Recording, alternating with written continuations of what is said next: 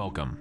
My name is Colton Quinn, and I am the narrator and creator of the LER documentary project. Our goal is simple: to create educational documentaries that are both informative and entertaining, presented in the style of late 80s, early 90s educational VHS tapes. We're experimenting with different types of visual and audio effects and production techniques to make each episode feel as authentic as possible. As the project continues to grow, we're considering incorporating genuine VHS recording and playback hardware to recreate the era's visual and audio characteristics more accurately. This series is constantly evolving, and your feedback plays an important role in that process. If you have suggestions, ideas, or constructive criticism, please leave a comment below. Your input helps shape future episodes and allows us to continue improving the experience for everyone. Whether you've been with us from the beginning or this is your very first episode, thank you for taking the time to watch. We truly appreciate your support. Now, let's continue our journey through the history of Japan.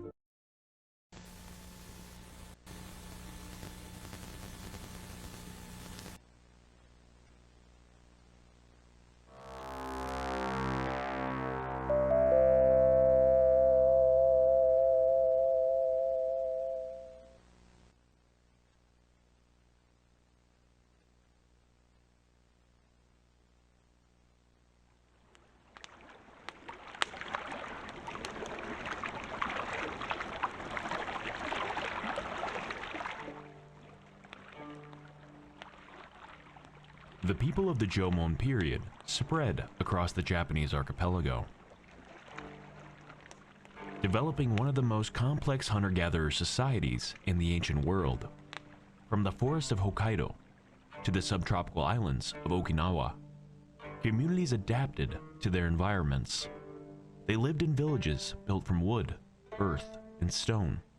They created pottery that was not only practical, but artistic. They hunted and fished from forest and sea, and developed spiritual traditions deeply connected to the natural world. Over countless generations, the Jomon people created a unique balance between nomadic survival and settled community life. Despite their sophistication, much about these ancient people remains unknown. This era existed long before the introduction of written language to Japan. No chronicles survive. No kings recorded victories. No priests preserved sacred texts. Instead, the story of the Jomon people must be reconstructed from fragments left buried beneath the earth. Broken pottery, stone tools, burial sites, the remains of villages long reclaimed by forests. Through archaeology, researchers slowly piece together the lives of a people who vanished thousands of years ago.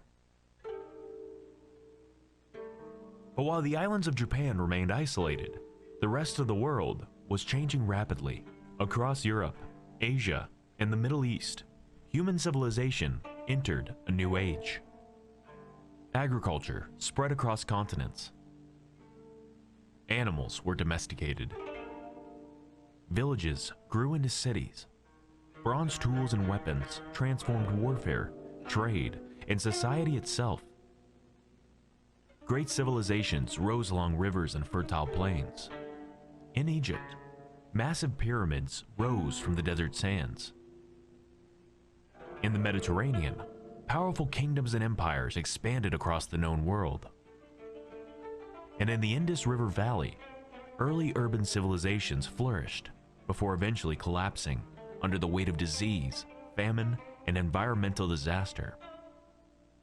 Meanwhile, far beyond the edge of these growing civilizations, the Japanese archipelago remained largely isolated from the outside world.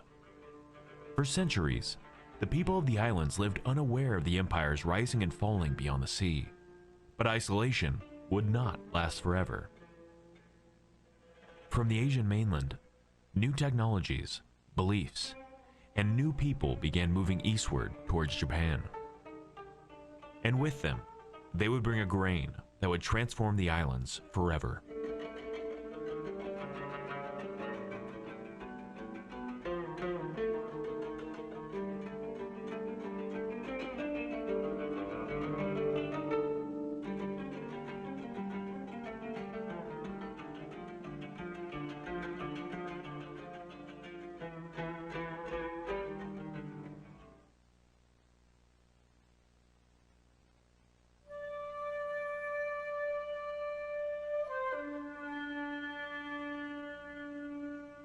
in 1884, near the University of Tokyo in the Mukogaoka district. A student named Shozo Arisaka was exploring a shell mound when he uncovered a small red clay pottery jar, unlike anything archaeologists had seen before. Its smooth surface and simple design stood in stark contrast to the elaborate cord-marked pottery of the earlier Jomon people. The discovery attracted the attention of scholars, who began excavating the surrounding area. As more examples were uncovered, it became increasingly clear that this pottery belonged to an entirely different culture. Because the site lay within the Yayoi neighborhood of Tokyo, archaeologists named the newly identified pottery style Yayoi ware. Further excavations across Japan soon revealed these artifacts represented far more than a new pottery style. They belonged to an entirely new chapter of Japanese history. This period would follow the example set by the Jomon period, being named after its pottery style. The Yayoi period brought significant change to the Japanese archipelago. Across the Sea of Japan, traders, migrants, and refugees journeyed eastward from the Asian mainland in search of opportunity, resources, and new land. Some came seeking trade, others came seeking survival, and some may have simply been searching for a better life in a distant and unfamiliar world.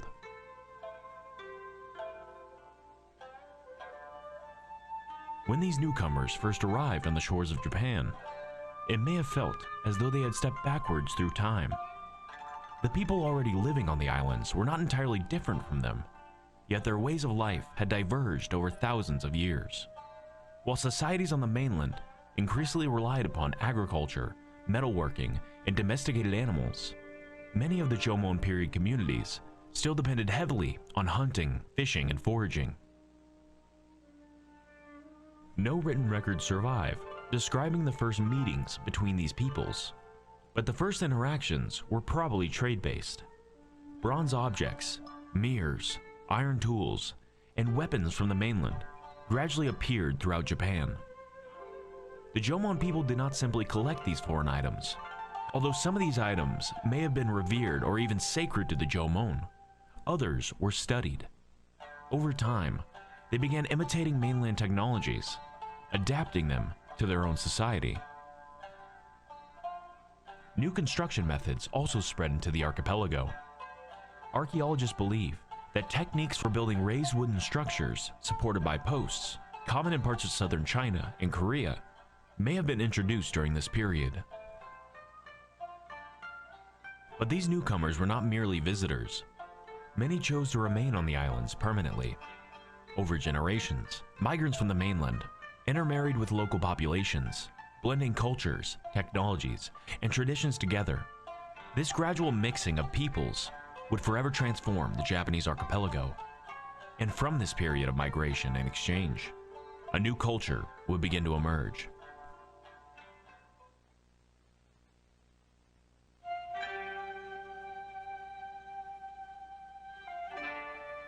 But for a society to truly move beyond its hunter-gatherer roots and expand its population, influence, and power, one thing was essential: a stable food supply. And that is where perhaps the single most important development in early Japanese history appears: rice. And with it, the arrival of wet rice agriculture. Unlike hunting or seasonal gathering, rice farming could produce large and reliable food surpluses capable of supporting permanent settlements and rapidly growing populations. Villages expanded, communities became more organized. Labor could now be divided between farmers, craftsmen, warriors, and spiritual leaders. For the first time in Japanese history, true social classes and political hierarchies would begin to emerge. But before we explore these new technologies and the transformations they would bring to Japan, we must first examine where these ideas and the people carrying them came from. While the archaeological record of the Yayoi period remains incomplete, this era marks the first time the people of Japan began to appear in written history. For thousands of years, the inhabitants of the Japanese archipelago lived beyond the reach of recorded civilization. While the Jomon people hunted, fished, and foraged across the islands, powerful states were emerging elsewhere in East Asia. By 5000 BC, settled farming communities had developed throughout China. By 1750 BC, Chinese societies had developed writing and bronze technology. By 700 BC, iron tools and weapons had become widespread. In 108 BC, the armies of Emperor Wu of the Han Dynasty conquered parts of Manchuria in northern Korea, establishing the commandery of Leilong and several other colonial outposts. These settlements became important centers for trade, administration, and cultural exchange. Through Korea, Chinese ideas, technologies, and goods gradually spread towards Japan. The earliest known written reference to Japan appears in the Book of Han, a Chinese historical text compiled during the 1st century AD. In describing the lands east of the Korean peninsula, the text records, "The people of Wa live in the ocean beyond Leilong and are divided into more than 100 communities." Though brief, this statement provides an important glimpse into ancient Japan. To Chinese observers, the islands were not a single nation, but a connection of many independent tribes and settlements scattered across the sea. Contact between the Japanese archipelago and the Asian mainland, however, had begun long before these written records. Archaeologists have discovered Jomon pottery on the Korean peninsula dating back thousands of years, suggesting that people, goods, and ideas had crossed the water separating Japan and Korea for centuries. Travel across the Sea of Japan was dangerous and unpredictable. Powerful currents, seasonal storms, and primitive vessels made direct voyages difficult. Instead, many migrants and traders likely traversed in stages through the Korean peninsula, using islands such as Tsushima and Iki as stepping stones between the mainland and the Japanese archipelago. These islands became vital gateways through which people, technologies, and cultural traditions entered Japan. Among the most important innovations carried across the sea was wet rice agriculture. Rice does not grow naturally throughout most of the Japanese archipelago. Many historians believe rice cultivation originated in the Yangtze River basin of China before spreading into Korea and eventually reaching Japan through migrating farmers and traders. Although evidence suggests that some late Jomon communities may have experimented with rice cultivation, it was during the Yayoi period that wet rice farming became a way of life. The ability to produce reliable food surpluses encouraged permanent settlements, population growth, and increasingly complex social organization. Evidence of this transformation can still be found today.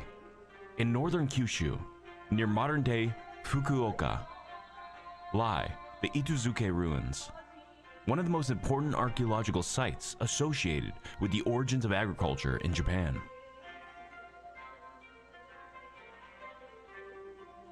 At first glance, the site appears unremarkable, yet beneath the soil, archaeologists uncovered evidence of one of Japan's earliest rice farming communities.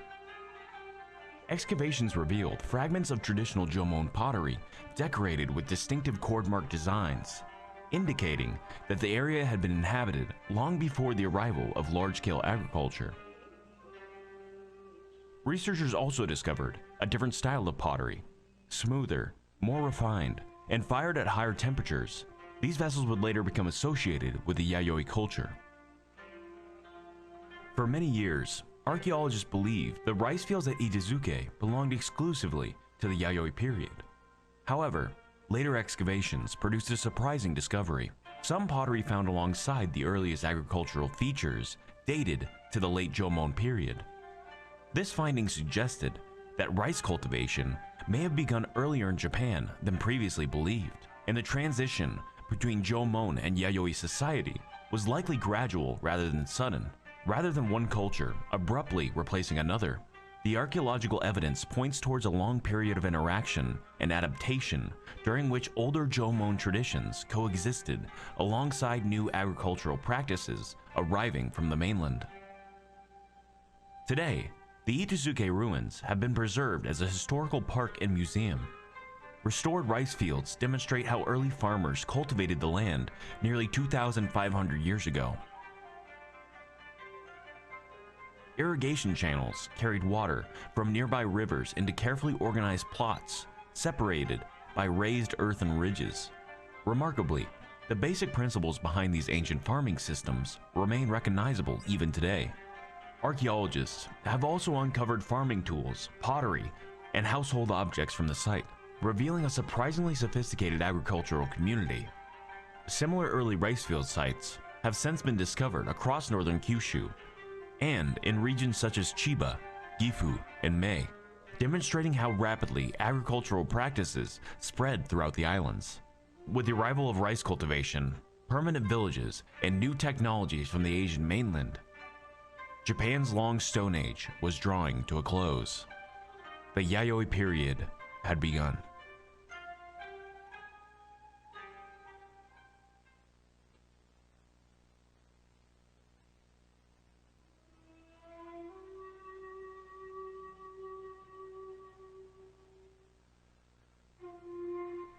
The Yayoi period brought far more than rice cultivation and improved tools. For thousands of years, the Jomon people had lived in relatively small communities, connected by regional exchange networks.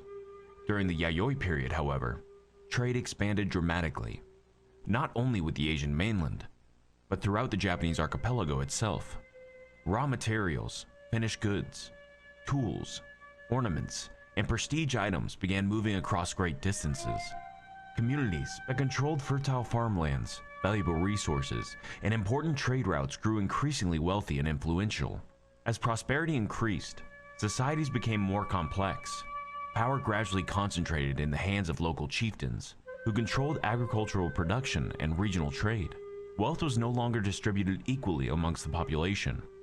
Archaeological evidence suggests that Yayoi society became increasingly stratified, with clear distinctions emerging between commoners and elite leaders. With trade and economic cooperation came competition.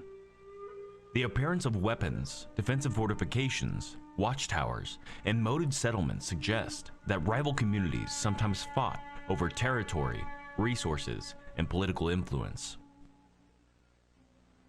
While warfare appears to have been relatively rare during the Jomon period, evidence from the Yayoi era indicates that organized conflict became increasingly common. Archaeological discoveries reveal that some community leaders maintained contact with powerful chieftains on the Korean peninsula. Later Chinese records would even refer to certain rulers in Japan using the title of Wang, or king.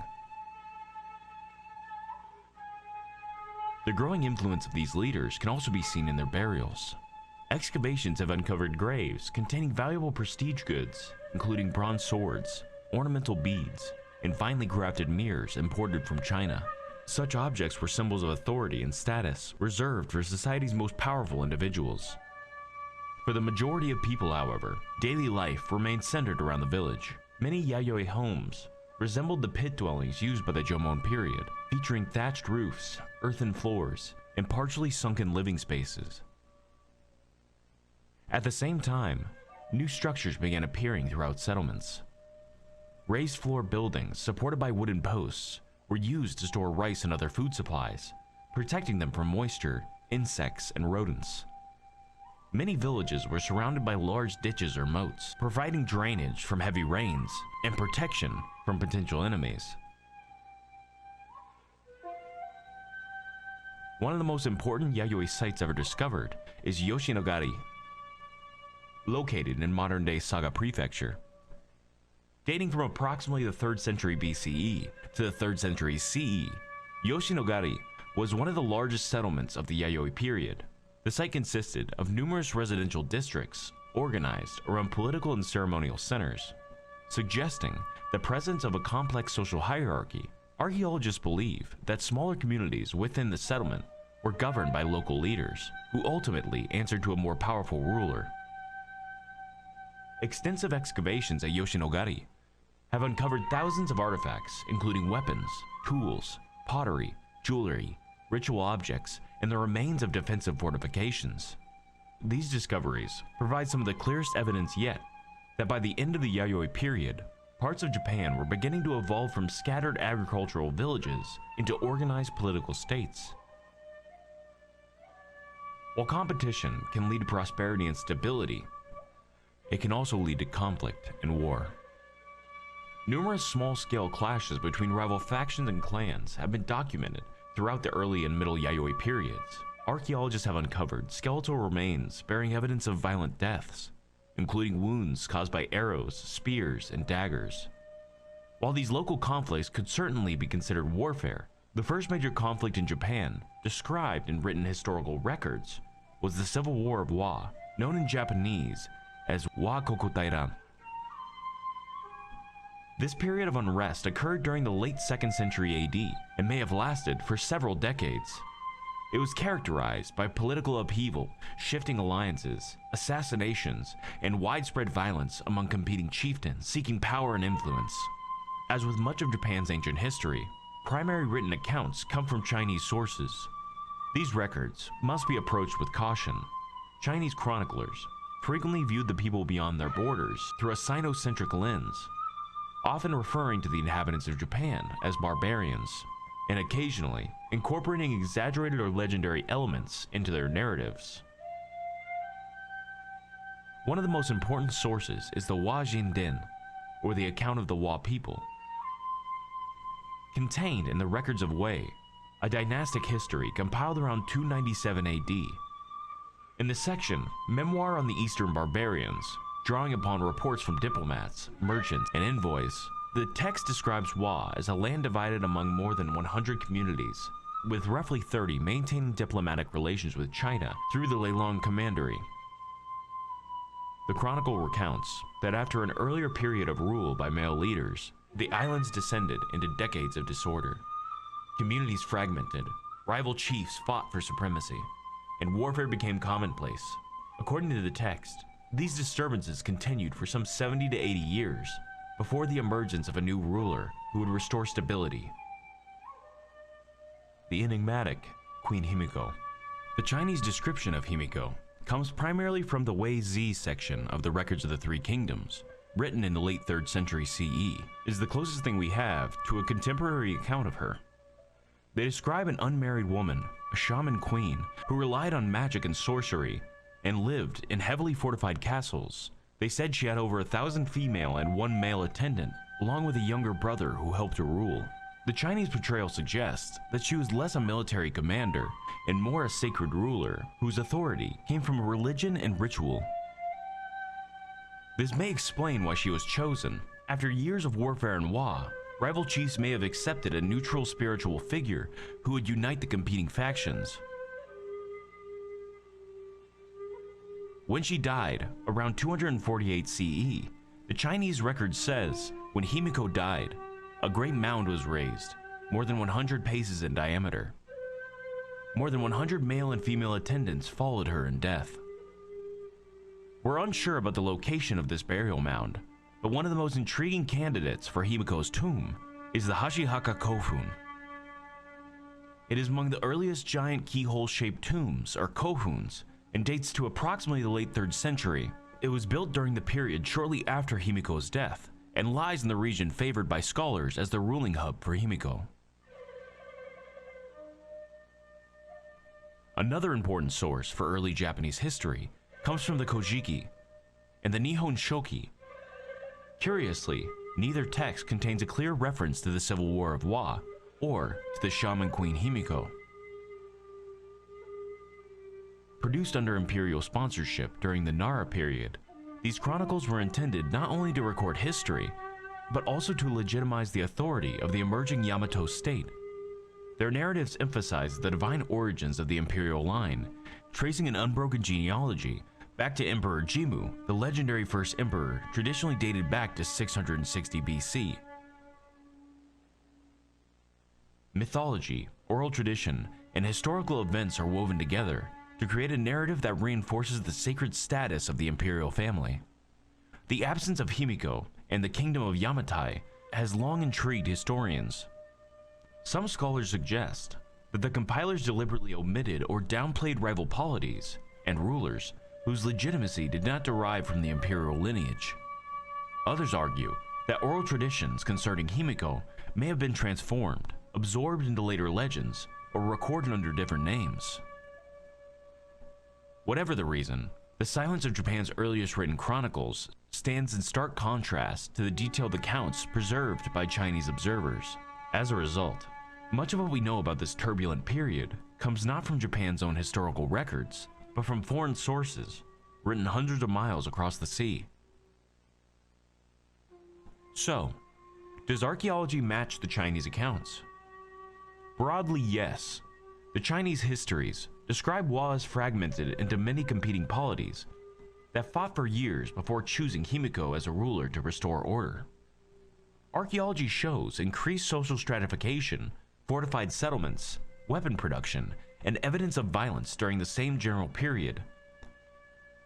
While historians can't prove that a specific moat or skeleton belonged to the Civil War of Wa, the archaeological picture is consistent with the written accounts, showing that a great period of unrest unfolded during the late Yayoi period.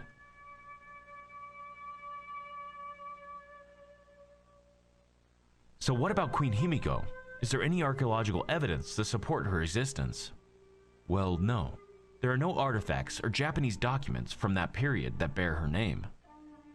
However, Chinese records state that the Wei court sent Himiko gifts, including bronze mirrors.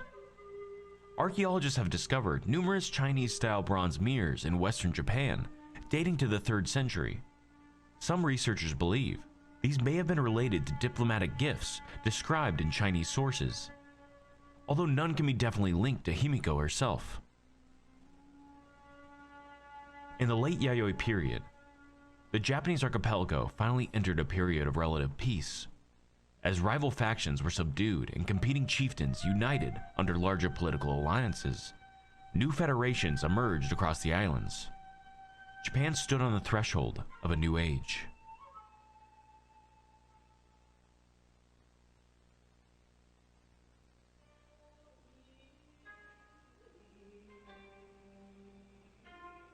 Let's recap. After thousands of years of isolation, the hunter-gatherer societies of the Japanese archipelago came into contact with travelers from mainland Asia. Along with them arrived new technologies, new sources of food, and entirely new ways of life. Communities that had once relied primarily on hunting, fishing, and foraging gradually adopted agriculture, metallurgy, and long-distance trade. Villages expanded into permanent settlements, and some grew into fortified centers of power with increasingly complex social and political structures. Although the historical record remains incomplete, evidence suggests that this period was also marked by conflict. Rival communities competed for land, resources, and influence, accumulating in a turbulent era remembered in Chinese chronicles as the Civil War of Wa. According to those accounts, a mysterious shaman queen named Himiko emerged during this time of unrest and helped restore stability to the islands. Whether viewed as a ruler, diplomat, or spiritual leader, her reign marked a turning point in early Japanese history. With peace came renewed cooperation, expanding trade networks, and the growth of increasingly powerful political organizations. The foundations of a new Japan were beginning to take shape. In the next program, we will explore what followed this turbulent age: the construction of massive burial mounds, the rise of Japan's first true state, and the emergence of the Yamato government as the islands moved towards political unification.